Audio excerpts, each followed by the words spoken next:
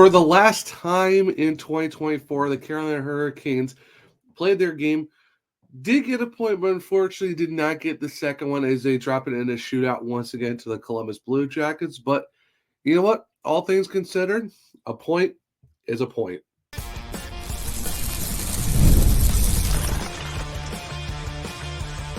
You're Locked On Hurricanes, your daily podcast on the Carolina Hurricanes.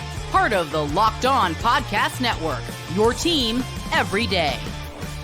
Welcome to a Wednesday edition of Locked On Hurricanes, your team every day, part of the Locked On Podcast Network. Thank you to the Everyday for making this your first listen of the day. 5 days a week, Monday through Friday, talking everything about Carolina Hurricanes.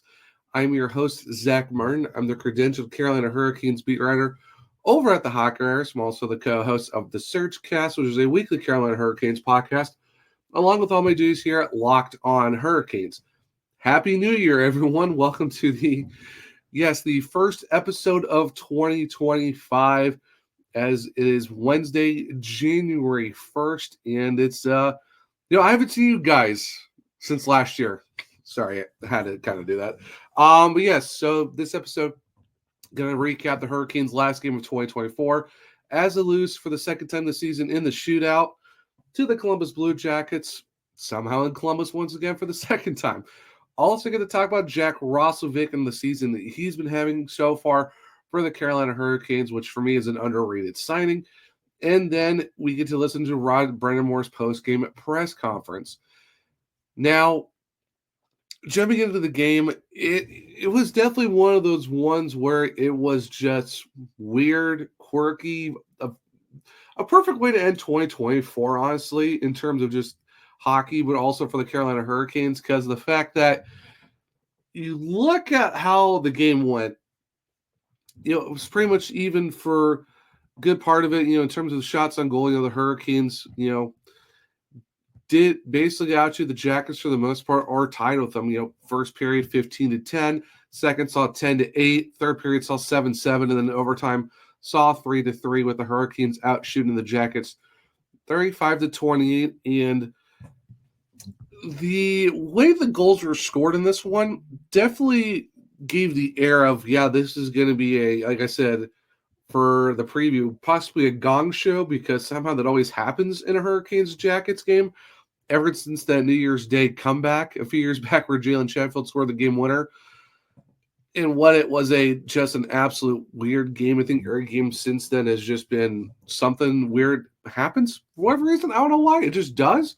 But Marchenko is kind of billing himself to be a Hurricanes killer for the Jackets, because it seems like he's gotten, I think now it's 8 goals in 9 games for whatever reason. So it seems like Marchenko is becoming that guy who somehow has the Hurricanes number, because he scored his 15th on the season to get the Jackets up 1-0 4:40 into the game. And this was I would think, a modified power play, because Willem Carrier, lost, broke his stick, was trying to go back to the bench to get it. Unfortunately, not the greatest of times to do, because you basically left Marchenko wide open. He scores the first goal of the game. Not really ideal when it all comes to that. So Jackets go up 1-0. But, there was some good news. Ty Smith did get his first goal as a Carolina Hurricane in his second game on the power play. Assist from Aho and Nietzsche just a second under the 10-minute mark. And the fact that his goal was scored off of a deflection off of Ivan Provorov's stick that goes past Roslovic. So it's, you'll take it any way you can get. I mean, good goals, greasy goals, fluky goals. Hey, a goal's a goal. They don't ask how, they just ask how many. And then there you go. He did get his first, and you definitely tell the guys were very excited from it. Being a healthy scratch for a bunch of games, you kind of get used to the locker room, even if you're not playing. You just someone who's a positive attitude and a great person to be around. So you can definitely tell the guys were really excited for Ty Smith when he scored his goal for them. But like I said, hey, take it any way you can get it. It bounced off of Provorov's stick and found a way to get past where his Leakins. There you go. It's 1-0. It's 1-1.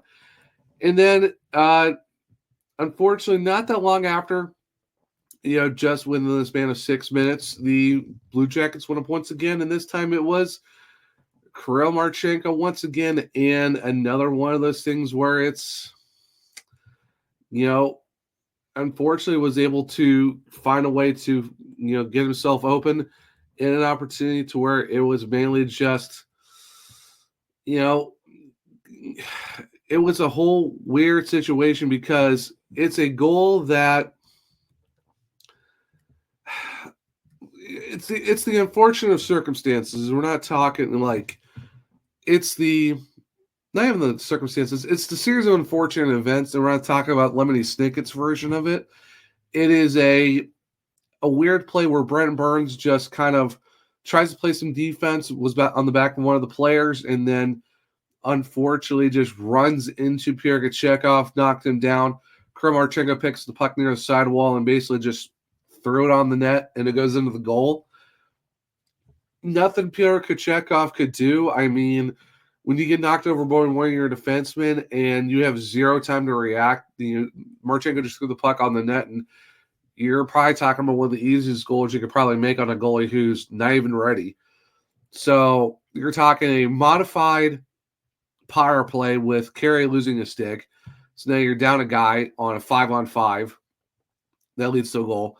Then you get a deflected shot for your own goal on a power play, which is your one of the few chances you had in the game. And then you get Marchenko basically again one of the easiest goals possible because your own defenseman knocks your goalie down. So now it's 2-1. The Hurricanes went 1 for 4 in the power play. And here a little bit, we'll talk about how the Jackets went 1 for 3. But, after one, you're only down 1 goal. Marchenko scores both. Not ideal, but hey, the Hurricanes have found a way to come back. And they mainly did in the second period. Of course, Jack Roslovic, once again, playing a great, scores against his former team. Not surprised as he did earlier this year as well, but he's a guy who's just continuously showing out this season and why he's become one of probably the most underrated sneaky signings of the offseason, especially for the Hurricanes. His 17th of the season. Jarvis with a great pass to him for his 16th assist, and then Sebastian got his second assist of the game for number 28. And then not even 3 minutes later, the Hurricanes are up 3-2 on a fantastic Jesperi Kotkaniemi goal off a great backhand shot that beats Merzlikins off the post. But you have to talk about Eric Robinson, forechecking like crazy, finds a way to, lay the body on one of the Jackets, steal the puck, and then one hand slides it over to Kotkaniemi. I don't think that play happens without Robinson finding a way to do the extra work to get it to him. And then KK scores on the backhand. There you go. It's 3-2. Then going to the second period, second intermission up. And then, unfortunately, the Jackets do tie it up 4:50 into the third period, thanks to Dmitry Voronkov. And this is another one where it's the series of how in the heck did this happen? Because, in the situation of how the play was going, it's Ken Johnson got the puck, finds a way to, get to Werenski, they move it around, get to Voronkov, who's going to try to go backdoor towards Marchenko once again, but in weird fashion, it goes right off of Seth Jarvis' skate into the net. 3-3. Like I said, it's weird how a lot of these goals for this game, outside of Roslovic and KK's, almost every goal was a weird bounce. And then that's hockey for you. Like I said, you get Marchenko on a modified power play. You get Marchenko scoring off the goalie getting knocked down by his own defenseman. And then you have Voronkov scoring on the power play by bouncing off one of the Hurricanes skating. I mean, nothing Seth Jarvis could do. Nothing.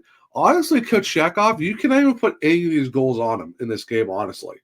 Because what are you supposed to do as a goalie when you're getting weird bounces, getting knocked over, and all that stuff? There's not much you can do in that situation. So it is what it is. You go to overtime. You got the point. Hey, at least you got something out of it. You would love to get the second. Unfortunately, no one scored in overtime. You go to the shootout, you're thinking, okay, the last time these two teams were in a shootout, the Hurricanes went 0 for 3. Jackets only needed 1. But, luckily this time the Hurricanes did get one. Monahan and Blake in the first round both got saved. Seaver submits for the Jackets. Andrei Svechnikov scores for the Canes. You're like, okay, great. You're up. All you got to do is save the last one. Boom, it's over. Unfortunately, not the case. Kent Johnson does score for the Jackets. The Seth Jarvis gets saved on. And then it's Anna Fantilli scoring once again for the Jackets for their second shootout goal. And then Aho gets denied. Bing, bing, boom. It's 4-3. Jackets win. And now the Hurricanes are 22-13-2 to finish the first part of the season in 2024. And funny enough, both of those two overtime/shootout losses have come to the Jackets, and both of them were in Columbus. So essentially, those are your 2 extra points from the overtime loss or shootout loss was in a shootout against the Jackets at Nationwide Arena. So what can you do? Like I said, hey, you want a point's a point. At least you got something out of it to finish up 2024. You're still in a really good spot in third place of the division. Not much you're going to ask for. Yeah, you would love to win that game, but that's just one of those games where the hockey gods are like, no, we're going to make this the most chaotic, weirdest game possible. Like I said, with weird modified power plays, guys running into their goalies for empty net, easy goals. You got pucks bouncing off of sticks, bouncing off of skates. It was going to be weird. That's how all these games are. But you know what? All in all, I mean, the Hurricanes played a great game. It's just on series of fortunate events happened. Weird things happened. Just hockey things happened. And, at least they came out with it a point, this time, just like the last time they were in Columbus. So, hey, you know what? You'll take the point. You're still within a good spot if they're placed into the division. There's a lot of hockey left. We got 45 games left. We're on to 2025, and, we play the Florida Panthers next. And that's going to be very interesting for the fact that the last time the Hurricanes played the Panthers, it was right after Thanksgiving. And, oh boy, those 2 games were not really great, that's for sure. So hopefully, they start off 2025 like how they started off 24, get in New York against the Rangers and come out strong and get the W. So, but that's for Thursday's episode. Now, we talked about Jack Roslovic a little bit in his goal against the Columbus Blue Jackets, but I think we have to talk about him a lot more just for the fact of the season he's having so far for the Carolina Hurricanes, because he is really on a pace to do some amazing things this year. So stick around as we'll talk about Jack Roslovic, or Rosie, here in a second on a Wednesday edition of Locked On Hurricanes. The NFL playoffs are almost here, but it's not too late to get on the regular season action with FanDuel, America's #1 sportsbook, because right now new customers can finish the season strong with $250 in bonus bets if your first $5 bet wins. Not only can you bet on who will win the game, but FanDuel also has bets for which players will score a touchdown, how many points each team will score, and so much more. Just visit FanDuel.com to join today. That's FanDuel.com for your chance at $250 in bonus bets. Make every moment more with FanDuel, the official sportsbook partner of the NFL. Welcome back to segment 2 of Locked On Hurricanes, your team every day. Like I said, the end of segment 1, we're going to be talking about Jack Roslovic in the season that he's having so far for the Carolina Hurricanes. And in fact, over the last 5 games, he actually has 4 goals and 3 assists for 7 points. And talk about it, just a great run of games since the New York Rangers game on the 22nd. Got a goal in that game, got an assist in the game against Nashville on the 23rd, and then got 1 assist in the first game of a back-to-back against New Jersey. And of course, we all know his 3-point night back at home on the 28th, and of course got the goal against the Jackets. And he does finishes with an even plus-minus in that process.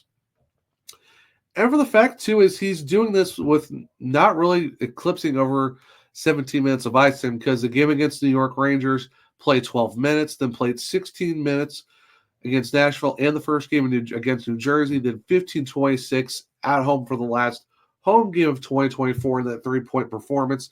And then against Columbus, he had a 15 minutes and 37 seconds on the ice. Now, looking at this season right now, in 37 games, Jack Roslovic has 17 goals, 8 assists for 25 points, is at an even right now. And in terms of power play goals, he does have 2 power play points, and he actually has 2 game-winning goals for the Hurricanes. Now, he does have 75 shots, and he's got a 22.7 shooting percentage right now for the Canes. He's right now already 5 goals shy of tying his career high of 22 that he set back in the 21-22 season with the Jackets, where he got 22 goals in 81 games. Now, he's not super far off of that same season in terms of assists, but his career high in assists is 33 that he did have the following season in 22-23 with the Jackets at 33. Not sure if he could get to that. It's possible, but still a long way off. But in terms of points, he's actually only 20 off from that same season of 21-22 where he had 45. He's at 25 right now.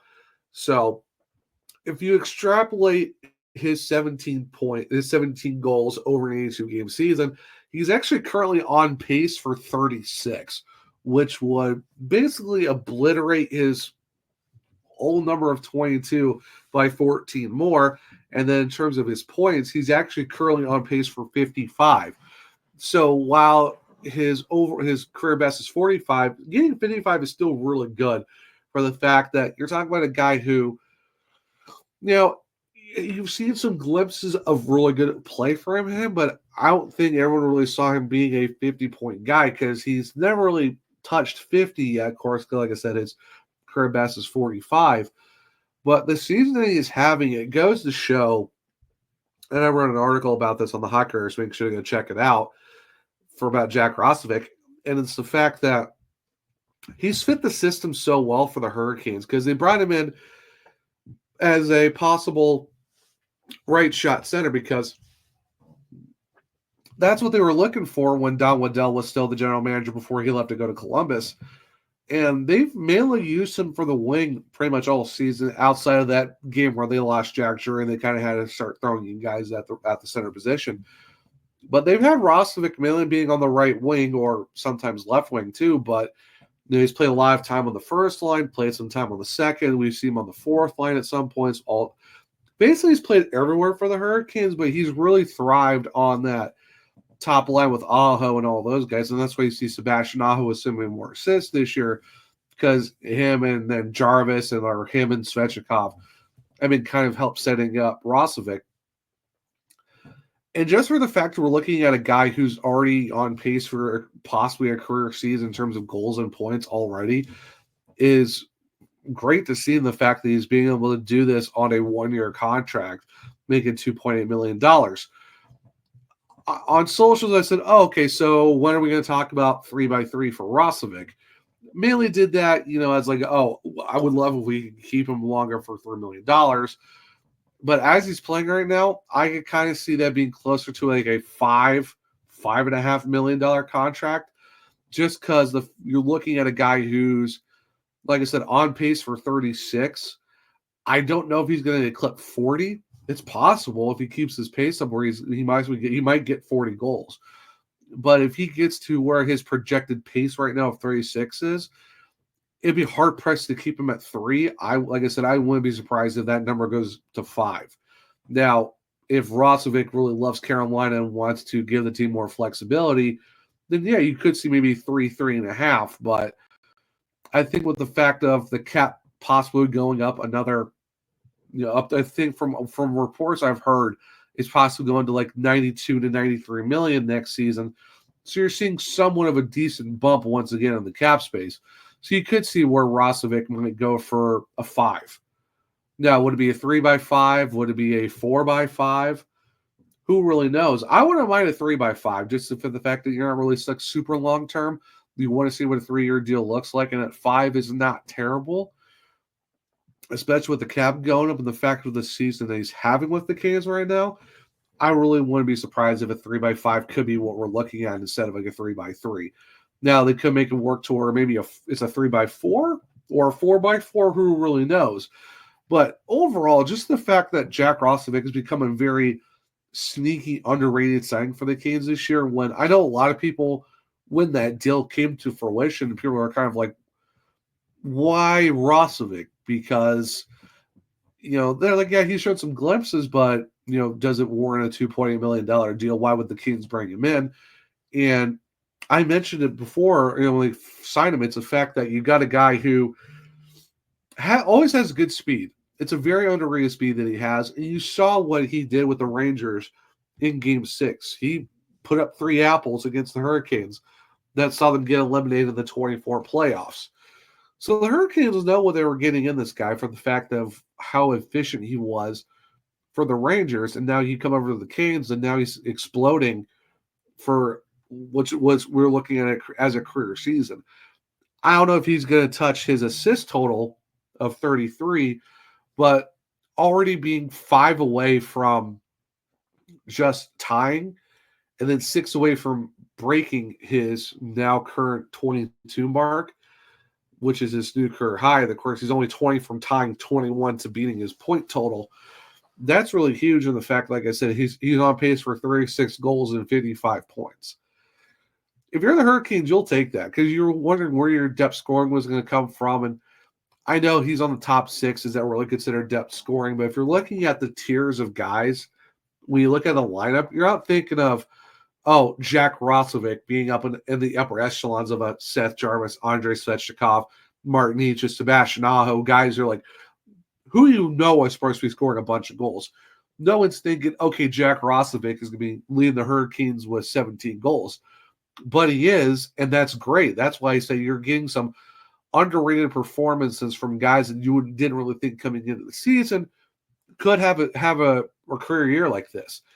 And, talking to Mike Maniscalco a few times on this podcast, we talked about how just bringing in Jack Roslovic is probably an underrated move by the Hurricanes of just like, we're excited to see what he can do.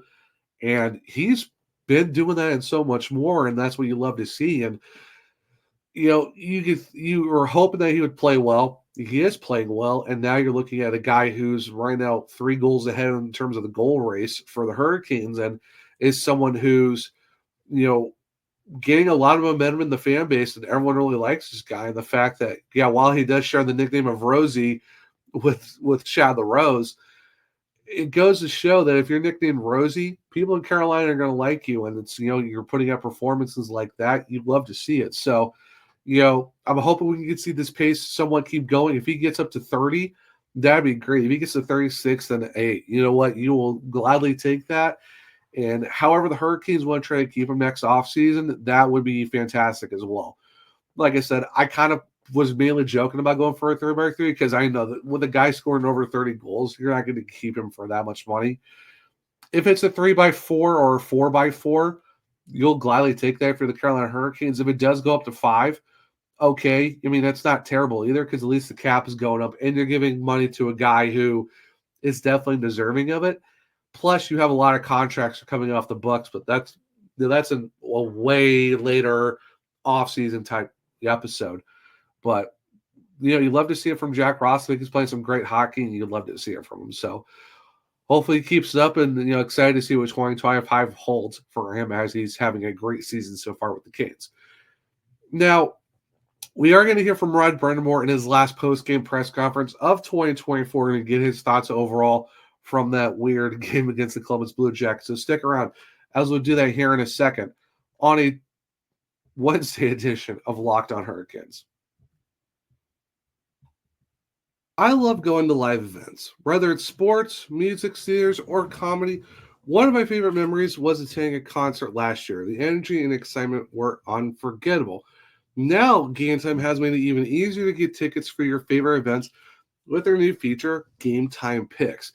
This feature filters out the fluff to show you only incredible deals on great seats, so you don't have to waste any time searching through thousands of tickets. Take the guesswork out of buying tickets with Gametime. Download the Gametime app, create an account, and use code LOCKEDONAHL for $20 off your first purchase. Terms apply. Again, create an account and redeem code LOCKEDONAHL. That's LOCKEDON NHL for $20 off. Download Gametime today. What time is it? Well, it's game time. Welcome back to segment 3 of Locked on Hurricanes, your team every day. Like I said, the end of segment 2, we're going to jump into the last post-game press conference with Rod Brind'Amour of 2024 to talk about that Columbus Blue Jackets game. So without further ado, let's jump into that right now. Way to end this one, but you walk away with a point. How would you kind of summarize each period breakdown? Well, the first 2 goals, we kind of, it was weird. We break a stick and we go to the bench to get one that leaves the guy wide open. It's just unfortunate. The second one, we run our goalie over.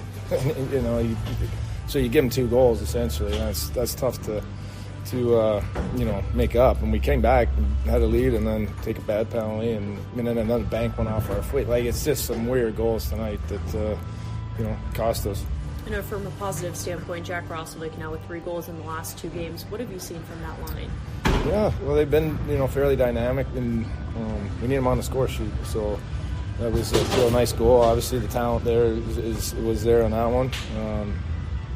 He's been good all year. I spoke with Jesperi Kotkaniemi, who felt like the conversation with the group was kind of getting back on track on the road specifically. I don't know, from your standpoint, is that physical, is that mental? How would you describe kind of what you think about it? It's obviously tougher to play on the road because you don't get quite the same matchups and whatever. But, tonight we just, like I mentioned, 3 tough goals that would never happen in a regular game, normally. We got some bad bounces. But I didn't, can we be better? Yeah, I didn't love the power play after we scored the one. It was kind of a little too stagnant because that's, we got to have that killer instinct there to put the game away when we had our opportunity. Big thank you to Rod Brind'Amour and the Carolina Hurricanes for that. And yeah, you heard it from himself. It's one of those weird things where it's just all weird goals that basically help the Jackets. Can't take nothing away from those guys. They're 16-6 now. 5th in the division, not that far behind the Penguins. So you gotta love what they're doing for them. So big props to the Jackets, at least, for dealing with all the stuff they've been going through and getting some huge performances from Werenski this season, and Monahan and Marchenko. And like I said, with all the stuff that's going on with the Jackets, I hope they do well this year. Can't say nothing too bad about them. But yeah, this was one of those games where it's just weird goals that kind of just went their way. And like I said, puck luck happens. And it just was in the favor of the Jackets that night. And like I said, you can't take nothing away from them. They found the opportunities to when they were presented. And yeah, when you have a broken stick that leads to Marchenko getting wide open, what can you do about that? Your goalie gets ran over, easy goal. You got a puck bouncing off the skate. It's just one of those. It's a lot of fortunate bounces for the Jackets and unfortunate bounces for the Hurricanes. And like I said, you can't put any of those goals on Pyotr Kochetkov. Nothing that he can do when guys are getting left open. You get knocked out over by your own defenseman. You got a puck going in off a skate when you thought it was going to be a pass to the back door. He did all he could do in the shootout, but heck, he can't do everything. So it's just really can't put this on Kochetkov. It's just a series of unfortunate events, and like I said, it's not the Lemony Snicket version of it, but what can you do? Like I said, you got a point out of it at least. You love to have gotten the win because you're going into the third period 3-2. Just like I said, it's just goals that weird goals happen because hockey is weird, and you lose in the shootout for the second time to the Jackets at Nationwide once again. But like I said, a point's a point. You're 22-13-2. You're 7 points up on the Penguins with like 2 games in hand. You're pretty much secure in the third spot unless you just completely fall apart, which I don't think the Canes are. The roster's too good to not make the playoffs, so most likely they're going to have a playoff spot secured. It's just, is it going to be second? Is it going to be first? Don't be surprised if it's third. If they finish third in the division, okay, well, it is what it is. You still made the playoffs. That's all that matters. Now it's just, is it going to be the Capitals or the Devils you face in the first round? As long as you have a playoff spot secure, you don't have to worry about wild card, then that's fine. And right now, that's kind of what you're looking at with the Hurricanes. You would love to have gotten the win, but hey, hockey's weird, man, and it happens. But like I said, we got like 45 games left in the season. We're only 37 games in. We still have over half a season still to go. anything can happen. Plus, we got the trade deadline coming up in a couple months here in March. It's just, I would not be surprised if the Hurricanes make moves. I don't know if it's going to be splash moves, but I definitely could see a lot of depth moves that maybe are going to kind of help bolster the roster a little bit. Maybe it's somewhere in the bottom 6. Maybe it's a veteran goaltending help to help out Kachekov, unless they're still waiting for Anderson. Who really knows? It's just, it's one of those things where, moves are going to happen. Usually don't win, but I'm still fairly confident the Hurricanes are going to make the playoffs with no issues. And, you're hoping for a 7th straight playoff appearance, and then hopefully, another first round win for your 7th in a row, and that would be great to see. But like I said, it's a weird game. You got a point out of it, and now you go into 2025, and now you turn the calendar to a new year, a new month, and now you get ready for more hockey. As, like I said, Thursday we got a game against the Florida Panthers on the road down there in Southern Florida. But it'll definitely be interesting to see how that plays out. Hopefully it's a good bounce back for the Hurricanes. Hopefully it's a lot better than the last time they faced each other. But, of course, like I said, that will be for a Thursday episode. But in terms of that will conclude the Wednesday episode of Locked On Hurricanes. Happy New Year, Caniacs. Great to see you back for 2025, and thank you for making this your first listen of the day. For your second listen, well, check out Locked On Fantasy Hockey and become a hockey fantasy expert, and get the edge over your league mates with daily tips from Steal and Flip. Find Locked On Fantasy Hockey on YouTube or wherever you listen to podcasts. If you want to keep up with me, I'm at OneTrueZach on X. The podcast is LO_Hurricanes. I'm also on Blue Sky at the Zachary Martin. You'll look trees in both of my bios, where you can check out my articles at the Hockey Writers, or just go to thehockeywriters.com, search my author page of Zach Martin. You can find all of my articles over there. If you want to check out my other podcasts, well, on all podcast platforms and on YouTube, just search the Searchcast. For this show, well, Apple, Google, Spotify, wherever you listen, just search Locked On Hurricanes. Follow, subscribe, leave a 5-star rating and review so I can read it on the show. For YouTube, Locked On Hurricanes, subscribe, hit the bell notifications so you don't miss a show. Hit the thumbs up button to let me know if you like the show as well. In the comments section, make sure to say Happy New Year 2025, and make sure to share this all with all other Caniacs. They become everydayers just like you. But I hope everyone enjoyed the Wednesday episode of Locked On Hurricanes. Hope everyone has a great New Year's Day. And until next time, as always, let's go Canes.